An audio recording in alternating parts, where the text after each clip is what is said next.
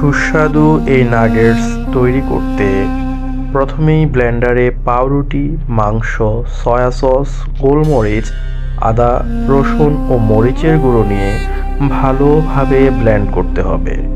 এরপর মিশ্রণটি প্লেটে তুলে তেল মাখিয়ে মথে নিতে হবে। মথে নেওয়া মিশ্রণ থেকে নাগেটসের আকার দিতে হবে। এরপর প্রতিটি নাগেটস কাঁচা ডিম, গোলমরিচ ও লবণের মিশ্রণে ডুবিয়ে ব্রেড ক্রাম্পে ভালোভাবে কোট করতে হবে। সব শেষ হলে একটি ফ্রাই প্যানে পর্যাপ্ত তেল গরম করে নাগেটসগুলো সোনালি, বাদামি ও কুরকুরি হওয়া পর্যন্ত ভেজে নিতে হবে। এই ঠান্ডা ঠান্ডা শীতের আবহাওয়াতে গরম গরম নাগেটস খেতে ভালোই হওয়ার কথা।